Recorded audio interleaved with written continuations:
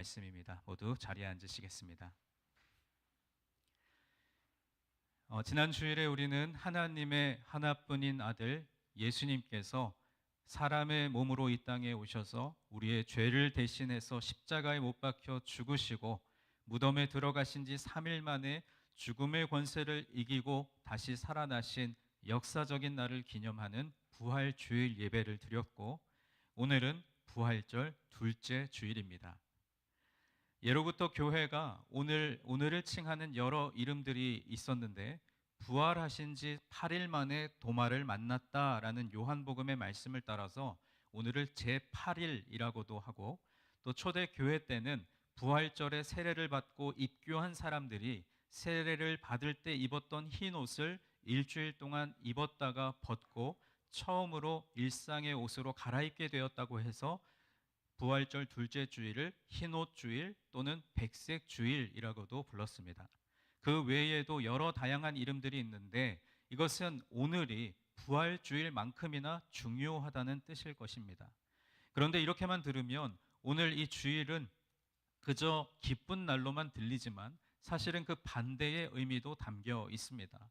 그러니까 일주일 동안 입고 있었던 순백색의 그 세례 받을 때 입었던 옷을 이제는 벗어버리고 이제 일상의 옷으로 갈아입었다라고 하는 것은 특별한 은혜와 보호의 시간이 끝나고 이제는 어쩌면 상처가 많고 또 치열하고 분주한 일상이 정말로 시작되었다라는 뜻이기도 합니다. 우리끼리 교회 안에 모여 있으면 계속 이 부활로 인해서 기쁠지 모르지만 우리가 정작 살아가야만 하는 삶의 현장은 이곳과 전혀 다르기 때문이죠. 오늘 부활절 둘째 주일에 모인 우리가 부활 이후의 삶을 어떻게 살아가야 할지, 오늘 저는 여러분과 함께 사도행전 1장의 말씀을 통해 묵상해 보고자 합니다. 부활하신 예수님은 곧바로 하늘로 승천하신 것이 아니라 40일 동안 이 땅에 더 머물러 계시면서 사람들에게 하나님 나라의 일을 말씀하셨습니다. 성경에는 예수님께서 부활하신 이후 40일 동안 11번 나타나신 사건을 기록하고 있는데, 첫째로는 무덤가에서 막달라 마리아에게 보이셨고, 둘째로는 무덤에 갔던 여인들에게 나타나셨습니다. 셋째는 엠마오로 가는 두 제자에게 보이셨고, 넷째는 베드로에게 보이셨습니다. 그리고 다섯째는 도마를 제외한 10제자에게, 그리고 여섯째는 도마를 포함한 11제자에게 보이셨습니다. 그리고 일곱 번째는 갈릴리 호수에서 고기 잡던 7제자에게 나타나셨고, 여덟 번째는 갈릴리 산에서 11제자에게 나타나셨으며, 아홉 번째는 500명의 성도들에게, 그리고 열 번째는 알페오의 아들 야고보에게, 그리고 마지막 11번째는 부활 후 40일 만에 감람산에서 승천하시면서 나타나 보이셨습니다. 이렇게 부활 이후에 40일 동안 11번 나타나신 사건 가운데 오늘 본문은 마지막 11번째 사건을 배경으로 삼고 있습니다. 먼저 오늘 본문에 다루기에 앞서서 사도행전이 어떠한 책인지를 잠시 살펴보기를 원합니다. 여러분, 사도행전은요, 누가라는 사람이 데오빌로에게 보낸 문서인데, 이 글이 서간문, 그러니까 편지 형태를 띠고 있어서 이 말씀에는 저자와 독자가 분명하게 드러납니다. 그런데 그 내용은 한 명의 저자, 즉 편지를 보내는 사람인 누가의 어떤 마음을 전달하고자 했던 것이 아니라 데오빌로에게 자신이 이미 보낸 편지, 누가복음으로부터 이어지는 이야기를 전달하고자 했던 것입니다. 말하자면 사도행전은 누가복음에서 소개된 바 있는 예수 그리스도라는 분의 이야기를 계속해서 전하려는 목적을 가지고 쓰인 글입니다. 오늘 본문 1절부터 3절까지 말씀을 우리 다시 한번 읽어보겠습니다. 데오빌로여, 내가 먼저 쓴 글에는 무릇 예수께서 행하시며 가르치시기를 시작하신부터 그가 택하신 사도들에게 성령으로 명하시고 승천하신 날까지의 일을 기록하였노라. 그가 고난받으신 후에 또한 그들에게 확실한 많은 증거로 친히 살아계심을 나타내사 40일 동안 그들에게 보이시며 하나님 나라의 일을 말씀하시니라 라고 기록하고 있습니다. 여기 보시면 내가 먼저 쓴 글은 누가복음을 의미하는 것이죠. 그리고 예수님께서 부활하셔서 승천하시기까지 40일 동안 하신 일은 무엇이냐면 하나님 나라의 일을 말씀하시는 것입니다.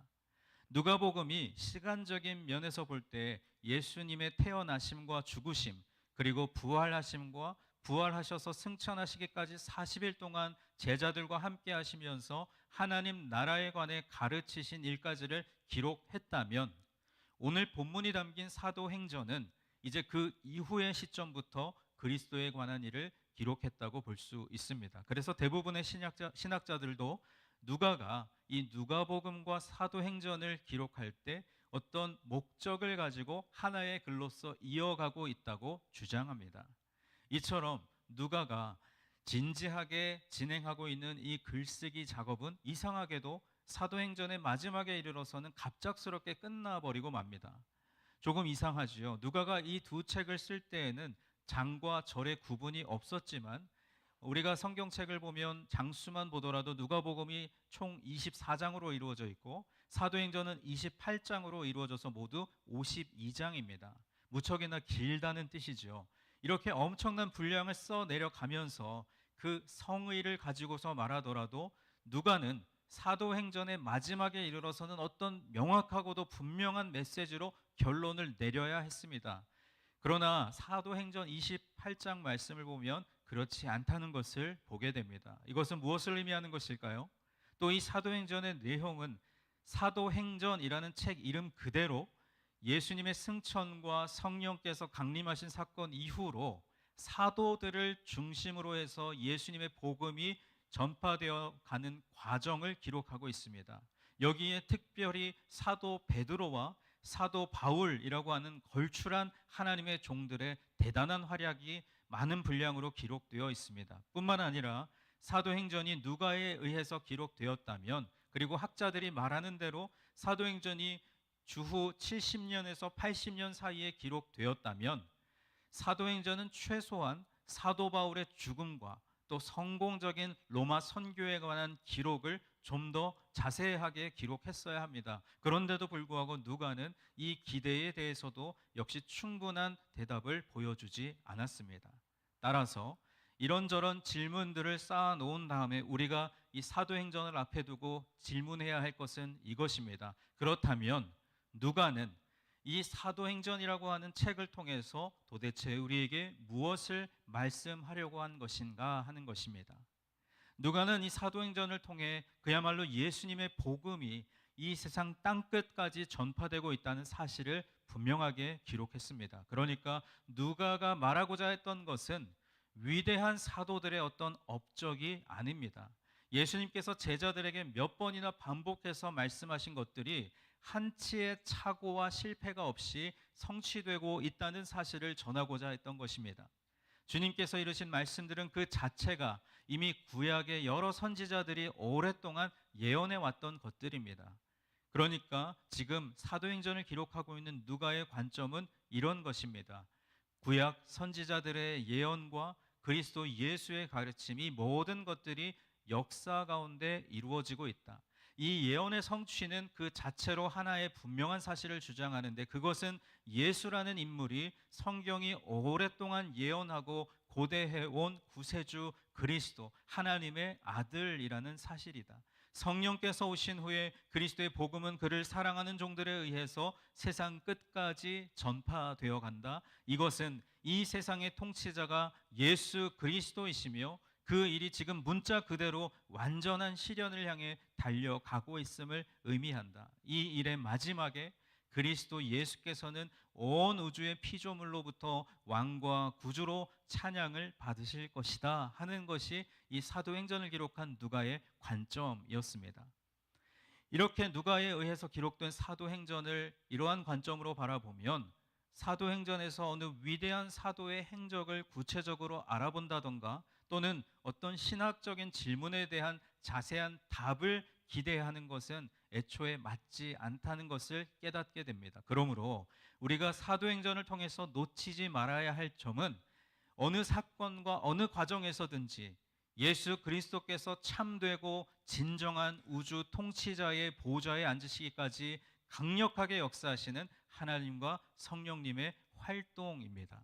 이런 점에서 우리는 사도행전을 성령행전이라고 부르기도 합니다. 어쨌든 오늘 본문이 담긴 이 사도행전의 개요를 정리해 보면 이렇게 정리해 볼 수가 있겠습니다. 사도행전은 누가가 데오빌로에게 보낸 서신이자 역사책입니다. 누가는 이 책을 주후 약 80년경에 지금의 그리스 지역의 아가야에서 기록했습니다. 누가는 이 책의 역사적인 사건을 통해 예수 그리스도께서 왕 되시는 승리의 역사를 알리려고 했습니다.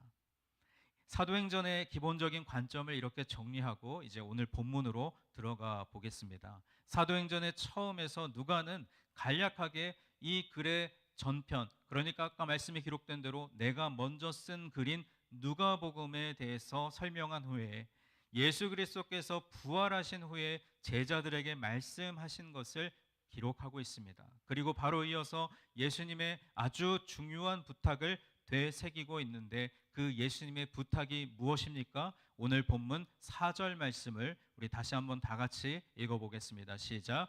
사도와 함께 모이사 그들에게 분부하여 이르시되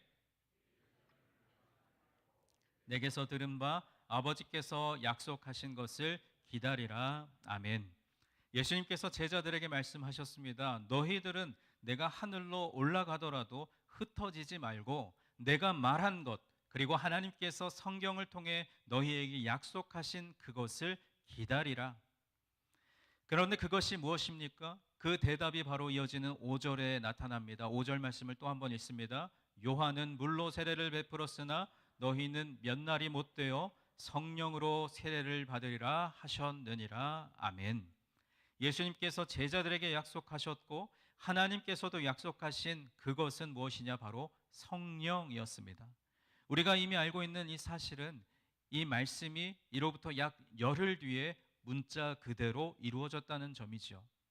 여러분, 이 시점에서 이 말씀을 요약해 보겠습니다. 누가가 그려내고 있는 메시지는 언약과 약속이 성취되는 역사의 전개 과정입니다. 다시 말해서 예루살렘에 모인 예수님의 제자들이 예수님께서 승천하시기 전에 분부하셨던 예수님의 약속을 굳게 믿고 기다렸으며 이때 약속하신 그대로 성령께서 임하셨습니다.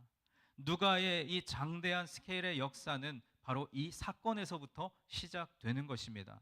그러나 이 엄청난 역사의 시작은 사실 우리 인간의 입장에서 볼 때에는 아직 준비가 덜 되었다고 보는 게 정직한 판단입니다. 왜 그렇습니까? 예수님께서 이렇게 역사의 시작을 예고하실 때 그 예고가 이미 십자가형 이전부터 몇 번이나 반복해서 언급된 것임에도 불구하고 제자들은 아직도 이렇게 대답하고 있기 때문입니다. 그 뒤에 이어지는 6절 말씀을 다 함께 읽습니다. 그들이 모였을 때에 예수께 여쭈어 이르되 주께서 이스라엘 나라를 회복하심이 이때니까 하니. 여러분, 제자들은 예수님의 가르침을 오롯이 자기들의 관점에서 그리고 세상적인 차원에서만 해석했던 것입니다. 제자들은 예수님께서 승천하시는 것과 성령의 오심으로 말미암아 세상이 완전하게 변화될 것을 기대했습니다. 그런데 그들의 기대는 오롯이 정치적이고 세속적인 기대였습니다. 바로 이것이 문제였습니다. 그들은 예수님의 승천과 함께 찾아오실 성령님의 존재가 그들이 가지고 있는 관점과 한계 안에서만 성취될 것이라고 보았던 것이죠. 이들은 기본적으로는 유대인이었기 때문에 그들이 믿는 예수님과 하나님께서 역시 유대교라고 하는 신앙의 틀 안에 갇혀 있었던 것입니다. 그들은 예수님께서 이 세상의 왕이 되실 것이라는 예고를 들으면서 이렇게 생각했을지 모릅니다. 아, 예수님께서 다윗의 왕국을 이제 다시 일으키시려나 보구나. 하늘로 오르셨다가 성령과 함께 오셔서 이 시대를, 이 세상을 변화시키시겠구나. 그러면 그 일에 나도 쓰임 받겠구나 라고 생각했던 것이죠. 그들은 예수님의 승천과 성령께서 강림하시는 것, 그리고 예수 그리스도께서 세상의 왕으로 등극하시는 그 과정에 관해서 이미 예수님을 통해 여러 번 듣고 배웠습니다. 그러나 그들의 머릿속에 그려지는 이미지는 결국 유대인의 세계 안에서만 존재할 수밖에 없었습니다. 오늘을 살아가고 있는 우리는 예수님의 가르침이 그들의 상상과 기대보다 훨씬 크다는 사실을 이미 알고 있습니다. 하지만 유대교의 틀 안에 갇혀 있던 그들은 결코 예수님과 성령의 이 역사, 그리고 성경에 기록된 예고하신 그 모든 것들을 정확하게 바라볼 수 없었습니다. 따라서 이 사도행전의 역사는 유대교와 그 세계에 갇혀 있는 하나님의 이미지를 세계 또는 우주라고 하는 거대한 스케일로 확장해 나가는 과정이라고 할 수 있습니다. 다시 말해서 사도행전은 세상의 왕이신 예수 그리스도를 문자 그대로 온 우주의 통치자로 만들어 나가는 과정일 뿐더러 인간적인 차원에서 중동과 유대인의 한계에 갇혀 계셨던 하나님께서 예수님의 십자가와 부활 사건을 계기로 온 세계와 온 우주의 지배자로 믿는 자들의 그 생각 속에 자리 잡아가시는 과정이기도 한 것입니다. 사도들과 예루살렘의 교회는 이제 유대뿐만 아니라 세계의 각지에서 숨 돌릴 틈도 없이 자신의 이름을 알리시며 승리해 가시는 성령님의 역사와 그 활약에 찬탄하기도 하고 고민하기도 하면서 하나님에 관한 자신의 좁은 한계를 넓혀가게 되는 것입니다.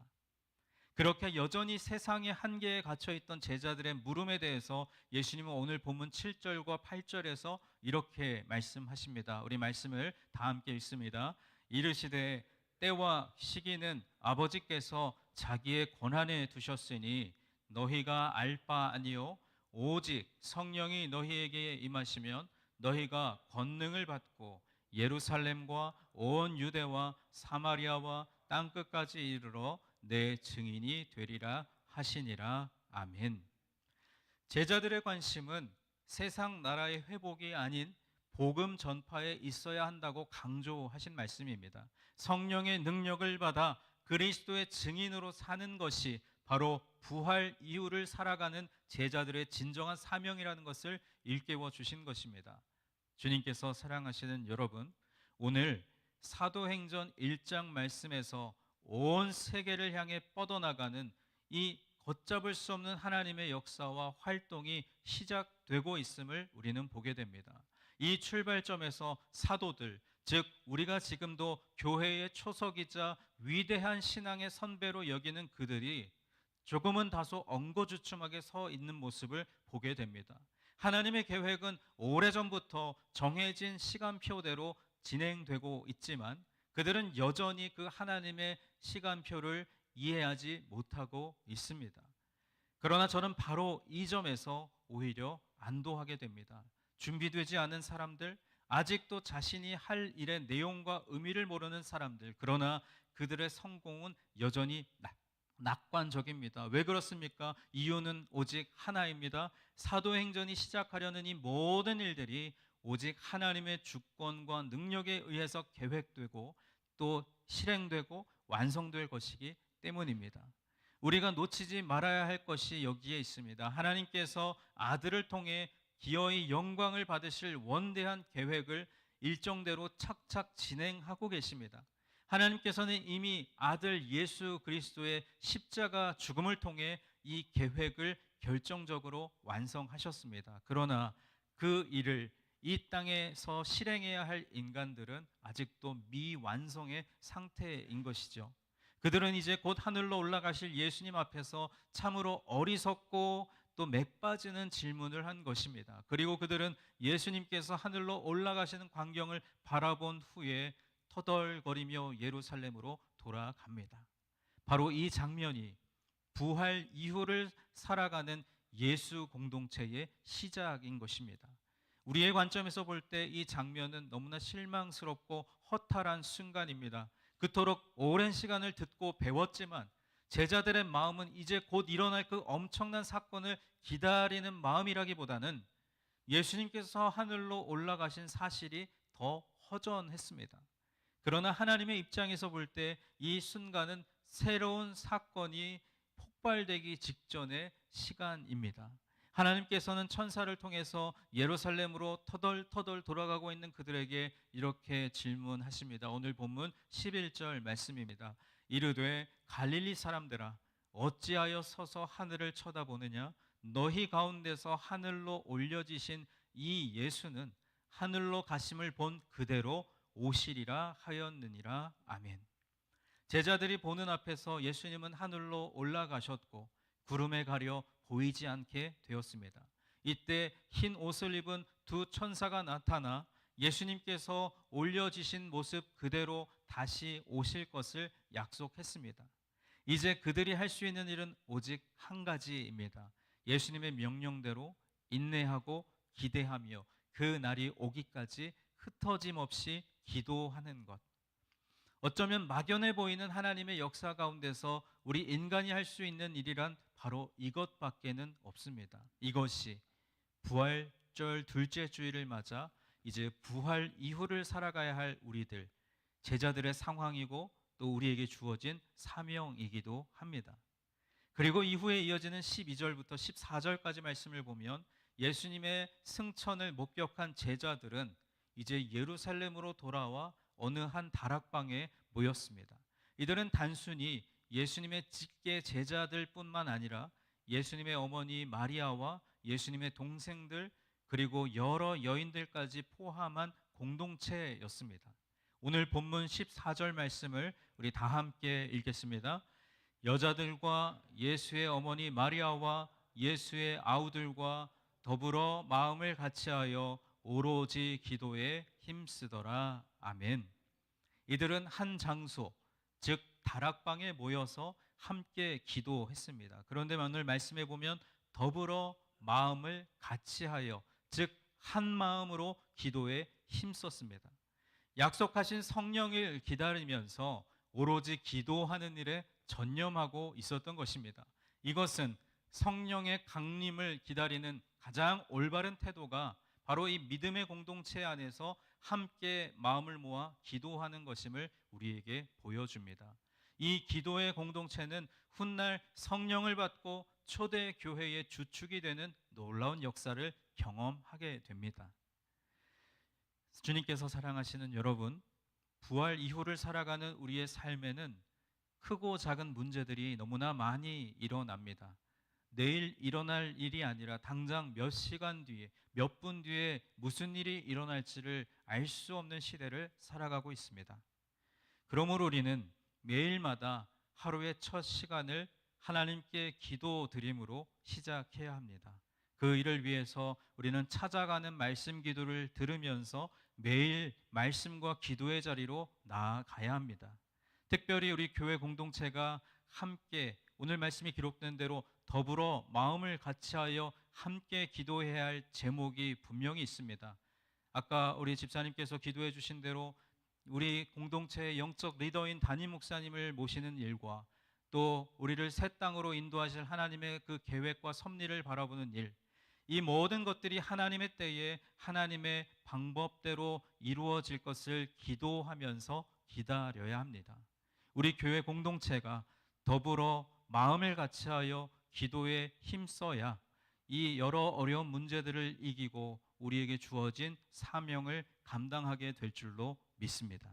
주님께서 사랑하시는 여러분, 오늘 우리 교회가 어떤 모습으로 나아가며 또 이 교회 공동체 안에서 여러분의 개인적인 인생의 걸음은 어떤 방향으로 나아가야겠습니까? 이 모든 질문의 해답을 아직 우리는 온전히 알지 못합니다. 그러나 오늘 사도행전의 서두에서 우리가 보는 바와 같이 교회와 우리의 인생의 진로를 놓고서 지금 당장 우리가 해야 할 일이 무엇인지는 분명히 깨닫고 알고 있습니다. 그것은 주님의 때를 기다리면서 기도하면서 기다리는 것입니다. 지금 우리에게는 이 모든 일들이 막연해 보이고 막막하지만 하나님께서는 분명한 계획과 시간표를 가지고 계심을 믿습니다. 따라서 우리가 해야 할 일은 예수님께서 승천하시는 모습을 보며 자신들의 계획과 뜻이 어그러진 것 같아 실망하고 허전한 마음으로 돌아섰던 제자들처럼 낭망하고 낙심하고 흩어지는 것이 아니라 실망하지 말고 낙심하지 말고 인내하며 흩어지지 않고 기도하며 기다리는 것입니다. 다시 한번 말씀드립니다. 우리가 부활 이후를 살아가는 이때에 우리 유니온 교회 공동체가 그리고 이 교회 안에 속한 여러분 한 분 한 분이 힘써야 할 것은 우리 눈앞에 보여지는 현실의 모습들에 실망하지 않고 낙심하지 않고 인내하며 흩어지지 않고 기도하며 기다리는 것인 줄 믿습니다. 여러분, 우리가 잘 아는 이사야 43장 19절에서 이사야 선지자를 통해서 하나님은 이렇게 말씀하셨습니다. 보라, 내가 새 일을 행하리니 이제 나타낼 것이라. 너희가 그것을 알지 못하겠느냐? 반드시 내가 광야의 길을 사막의 강을 내리니 라고 말씀하셨습니다. 때가 이름에 반드시 이루실 것을 믿습니다.